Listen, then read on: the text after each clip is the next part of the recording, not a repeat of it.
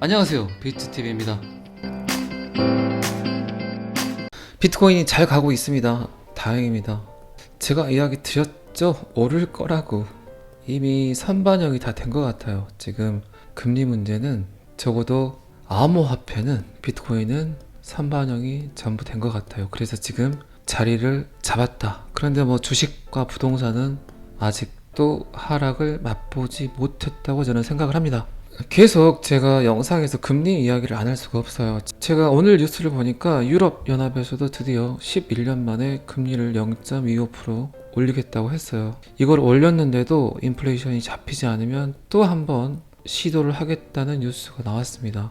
미국의 금리 인상, 그리고 전 세계로 퍼지는 금리 폭탄, 결국 서민들만 피해를 보겠죠. 이자 감당 더 이상 못하겠다. 영끌적 백기 들었다. 이제 뭐 개인 파산할 수도 있겠죠. 160만 명, 190만 명이 지금 6%대도 힘든데 9%까지 상승을 하게 되면 더 많은 사람들이 백기를 들 수밖에 없겠죠. 그리고 지금 무너지는 부동산 가격, 이게 더 심각하죠. 가격 유지만 되고 그리고 매매가 활성화가 된다면 그나마 괜찮아요. 팔면 되니까. 근데 더 심각한 게 지금 송도 6억 하던 게 3억 5천만 원까지 하락을 해버렸다.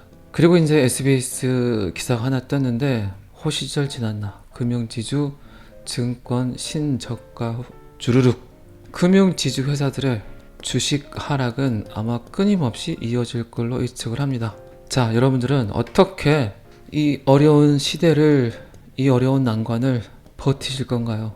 금, 채권, 그리고 암호화폐. 그런데 아마 암호화폐가 각광을 받을 겁니다. 디지털 역습, 디지털 공포의 시대가 이제 올 것 같아요. 금리 때문에 미쳐버리겠는데, 환장하겠는데, 이럴 때일수록 어떤 사람들이 활개를 칩니까? 사기죠, 사기. 그것도 이제 대출 사기.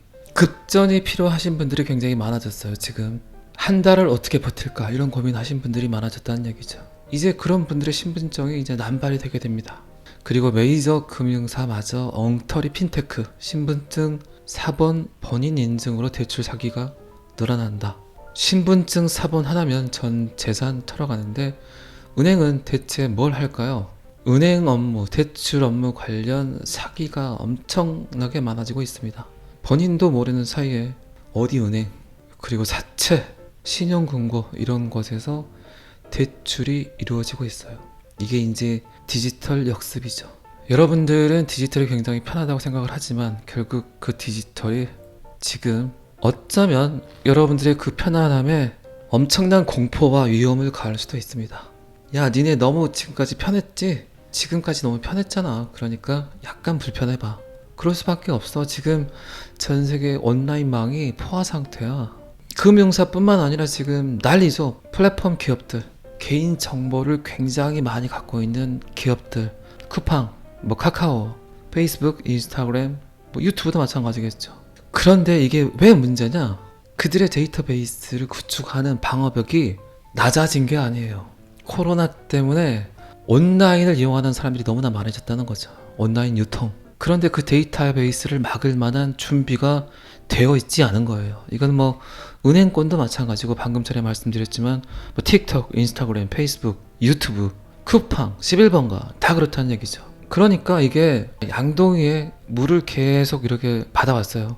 계속 차 있는 게 정상인데 그 물들이 이제 넘쳐난다는 거죠. 갑자기 코로나로 인해서 온라인 매출이 커져버렸기 때문에, 여러분들이 스마트폰을 보고 뭔가를 하는 것들이 그 양이 너무나 많아져 버렸기 때문에, 코로나가 인류에게 준 거는 직접적인 거는 일단은 질병이죠. 그리고 왜 비트코인을 10년 빨리 오게 한 이 코로나라고 이야기를 많이 할까요? 뭐 그거는 미 정부의 부채, 전 세계적 부채도 문제가 있지만, 이런 암호학이라는 거예요. 암호학. 사토시 나카모토가 개발한 64자열의 해시값, 그 암호는 결국 여러분들을 디지털 안에서 자유롭게 해줄 수 있는 도구라는 거죠. 코로나는 물론 가까운 이들의 죽음을 보게 했고 수많은 사람들이 고통을 겪었지만, 가장 큰 건 사람이 사람을 믿지 못하는 그 마음이죠. 혹시 이 사람이 마스크를 쓰고 나한테 접근을 하지만 코로나 걸린 사람이지 않을까, 그렇게 사람을 경계하고 사람을 믿지 못하는 마음, 그리고 굉장히 큰 걸 느꼈죠. 뭘 느꼈나요? 편리함보다 더 중요한 게 안전함이라는 걸 느껴버렸어요. 그렇죠. 마스크를 벗고 사는 게 편하긴 하지만 그거보다 더 중요한 게 나를 지키는 안전이겠죠. 비트코인 블록체인도 똑같다는 거예요. 그 안에 들어간 해시값, 64자율의 해시값은 결국 디지털 안에서 여러분들을 지켜줄 수 있는 도구라는 거죠. 제 개인적인 생각이지만 이 신분증 사본 같은 경우도 제 생각에는 그래요. 블록체인을 이용해서 본인 신분증을 디지털 안에서 누군가에게 전송을 할 때는 64자율의 해시값으로 보내는 게 저는 맞다고 생각을 해요. 실시간으로 그 해시값이 변동이 되는, 결국 사토시 나카모토가 원했던 게 이런 프로토콜 아닐까요? 가장 미변조가 되지 않고 함부로 쓰여지지 않아야 될 게 어쨌든 본인 디지털이란 공간 안에서 진짜 내가 나임을 증명할 수 있는 도구, 신분증은 절대 위변조가 되지 않아야 되고 그 누군가로 인해서 도용이 돼서는 안 된다는 거죠. 그렇기 때문에 이 신분증도 실시간으로 바뀌는 64자율의 해시값으로 보내줘야 된다고 생각을 해요. 여러분들 제가 비트코인 백서에도 설명을 했지만 이 64자율의 해시값을 얻기 위해서 전 세계에 있는 채굴장에서 그걸 결국 찾아내기 위해서 지금 엄청난 전기료와 그래픽카드를 소모하면서 그 일을 하고 있는 거예요. 그런데 블록체인 금융을 이제 전통 금융에서 받아들인다면 이런 것들이 가능하겠죠. 그러니까 사토시 나카모토의 철학은 결국 디지털로 인해서 수많은 사람들이 피해를 볼 거라는 거죠. 그런데 지금 금리, 부동산, 주식 난리가 나잖아요. 이럴 때 엄청난 사기 피해를 볼 수 있다는 겁니다. 여러분들의 데이터는 디지털 안에서 끊임없이 떠다니고 있어요. 그러니까 진짜 지금부터는 조심해야 돼요. 이미 그릇 안에 있는 물들이 넘쳐나고 있어요. 은행이 지금까지 데이터베이스를 구축하기 위해서 돈을 안 쓴 게 아니라니까요. 지금은 아무리 돈을 갖다 부어도 그 양동이의 물이 계속 넘쳐날 수밖에 없어요. 디지털 안에서 결국 나를 자유롭게 만들 수 있는 도구는 블록체인, 이 암호화기라는 겁니다. 경실련에서 이런 얘기를 하잖아요. 은행 비용 부담에 기술 도입 안 해. 수수료가 안 맞다는 거죠. 이 기술을 도입하기에는. 그렇기 때문에 피해가 양산된다. 말이 안 되잖아요. 지금까지 은행이 번 돈이 얼마나 많습니까? 수많은 사람들의 개인정보를 가지고. 결국 전통 금융이 블록체인 금융을 받아들일 수밖에 없는 이유가 이거예요. 지금 굉장히 시급하죠. 그리고 이제 방금 전에도 말씀드렸지만 이 틱톡 지금 심각하죠. 틱톡은 여러분들 아시겠지만 중국 플랫폼이에요. 미국서 틱톡을 거부하는 이유가 이거예요. 수많은 미국인들의 데이터가, 그건 뭐 우리나라도 마찬가지죠. 호주도 마찬가지고 전 세계가 마찬가지예요. 지금 SNS를 너무나 편하게 이용했지만 이 모든 데이터들이 결국 중국 데이터베이스로 이동이 되고 있다는 거죠. 여러분들의 개인정보가. 블록체인이 쓰여야 될 이유가 너무나 많다는 거예요. 틱톡, 내 폰에 깔린 앱 정보 다 가져간다. 자, 그래서 무료 어플리케이션 너무 선호하지 마세요. 무료 어플리케이션을 사용하게 되면 여러분들의 개인정보가 훨씬 더 많이 전달이 됩니다. 그리고 다시 한번 강조해서 말씀드리지만 안드로이드 폰 쓰지 마세요. 웬만하면 애플 폰 쓰세요. 제가 정말 이 부분은 강조해서 말씀드리는 거예요. 그래서 자넷 옐런이 올 초부터 경고를 했었어요. 미국에 있는 전체 금융회사들이 ISO 20022를 채택해야 된다. 지금 넘쳐나는 온라인 상에서의 개인정보가 위험하다. 그릇 안에 물이 넘쳐나고 있다. 지금 은행이 갖고 있는 시스템으로는 절대 코로나 때문에 온 온라인 유통, 그리고 코로나 때문에 온 온라인 시청 시간, 이런 게 커버를 하지 못할 것이다. 그러니까 즉시 시행해라. ISO 20022를 바로 채택을 해서 그 시스템을 받아들여야 된다. 그렇지 않으면 정말 심각한 일이 벌어질 수 있다.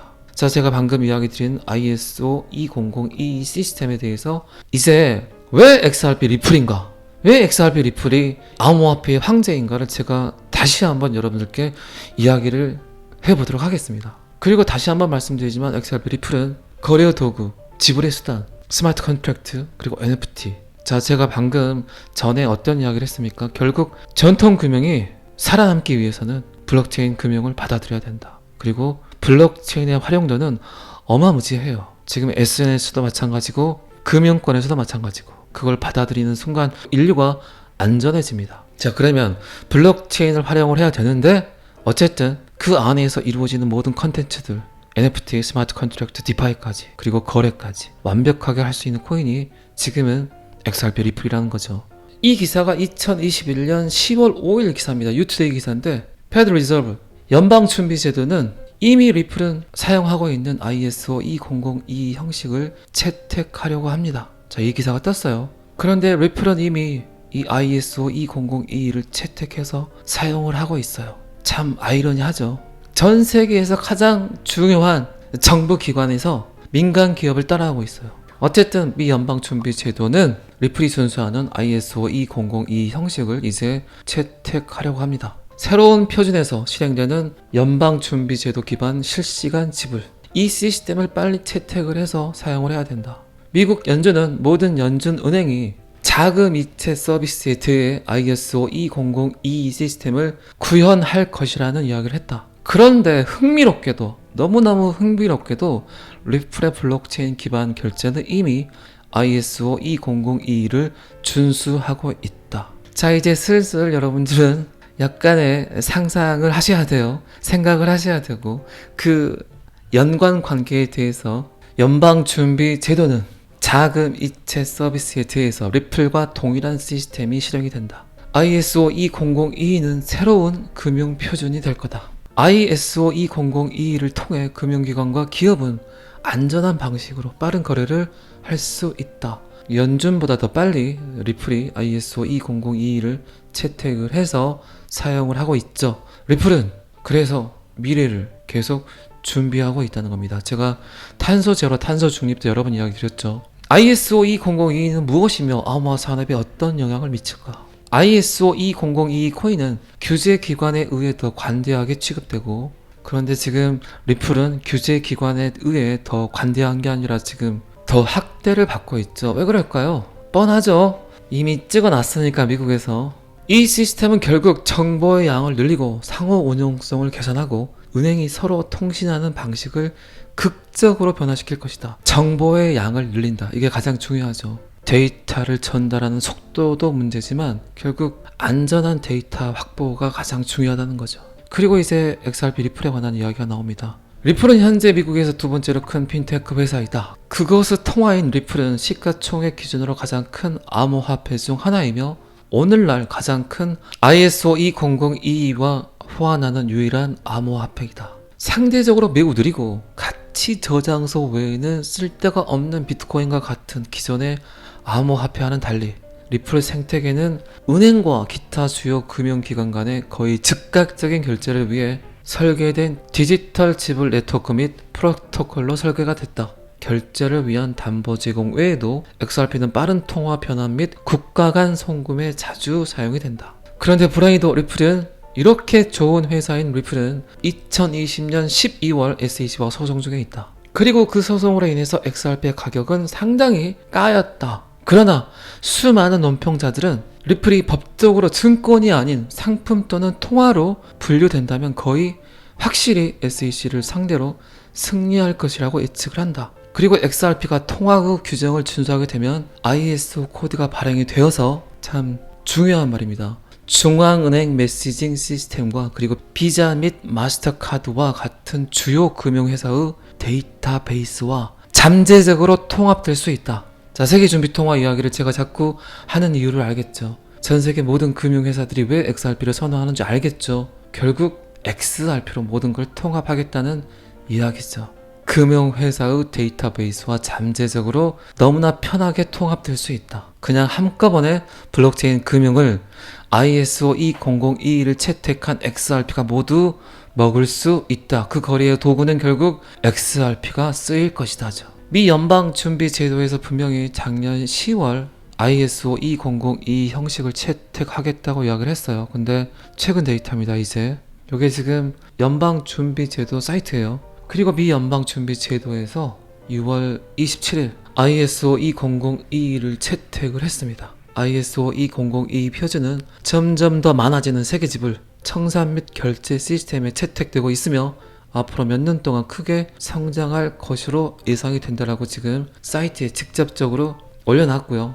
그리고 이 시스템은 금융기관, 기업, 그리고 금융 어플리케이션 제공업체의 관심이 이미 증가하고 있다. 이 시스템을 사용하지 않는다면 결국 그 플랫폼 회사들은 망하게 될 것이다. 생각해보세요, 여러분들. 내가 잘 사용을 하는 플랫폼 마켓에서 개인정보가 털렸어. 그렇게 되면 그 회사를 신뢰하지 않겠죠. 그러면 그 회사는 다른 플랫폼 마켓보다 물건이 비싸서 망하는 게 아니라 안전하지 못해서 망할 수 있다는 거죠.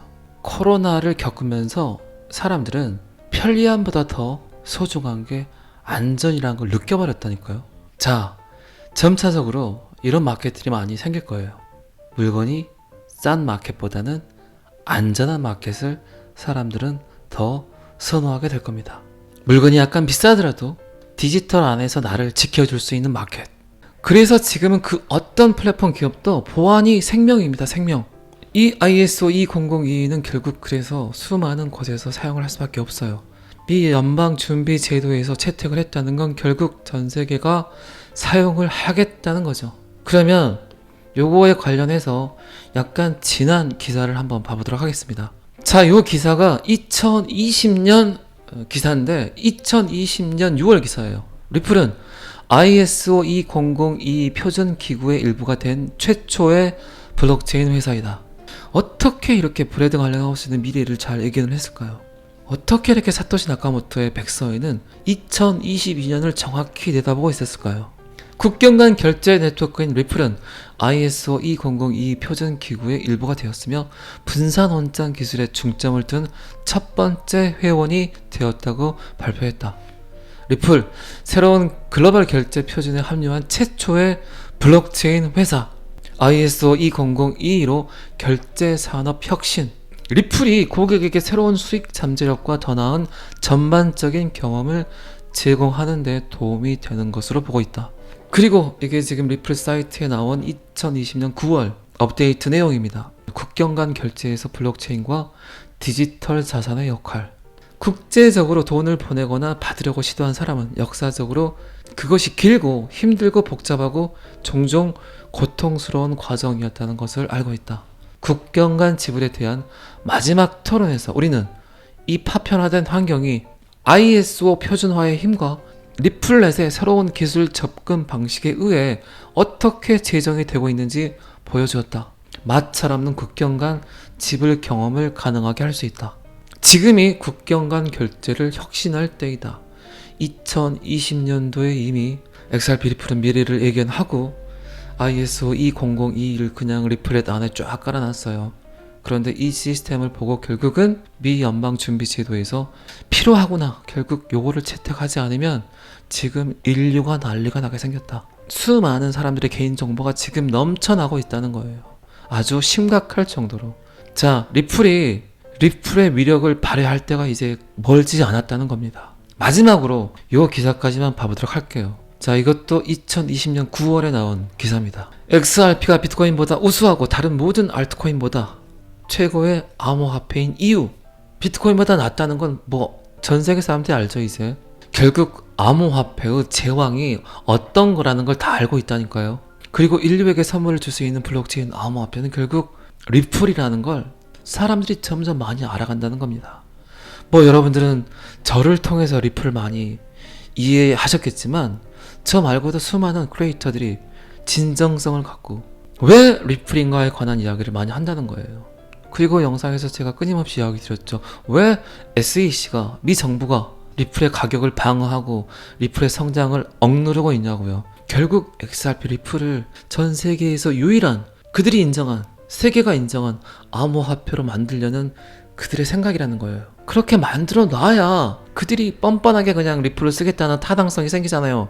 그래야 뒤탈이 없죠. 아무 생각 없이 얘를 그냥 갖다 쓰게 되면 분명히 민원이 나오겠죠. 전 세계적으로. 왜 그거냐? 왜 그걸 니네들은 갖다 쓰냐? 검증이 됐냐? 검증도 아직 안 되지 않았냐? 그러니까 지금 리플은 SEC와 소송해서 검증을 받고 있는 거예요. 얘를 진짜 사용해도 될까? 그리고 이미 결정은 끝났다는 거죠. 이렇게 안전하고 이렇게 빠르고 이렇게 저렴하고 그 모든 데이터를 다 담을 수 있고, 그리고 블록체인이 하겠다는 모든 생태계를 얘 혼자 다 할 수 있잖아요. 그리고 가장 중요한 게 ISO 20022도 중요하지만 지금 인류에게 가장 중요한 게 뭡니까? 기후위기라는 거예요. 탄소 중립. 리플이 전통 금융과 만나서 사용을 한다고 생각을 해보세요. 지금 전 세계 은행가에서, 전 세계 금융가에서 뿜어내고 있는 탄소까지도 완벽하게 탄소 중립, 탄소 제로화 할 수 있잖아요. 전 세계 금융업을 하는 것들에서 뿜어내는 탄소 배출이 장난이 아니에요. 그래서 리플을 친환경 코인이라고 이야기를 하잖아요. 종이 지폐가 사라져야 되는 가장 큰 이유 중에 하나가, 종이는 결국 뭘로 만듭니까? 나무로 만들잖아요. 쓸모없는 종이화폐를 찍어내기 위해서 전 세계에 얼마나 많은 나무가 쓰러지잖아요.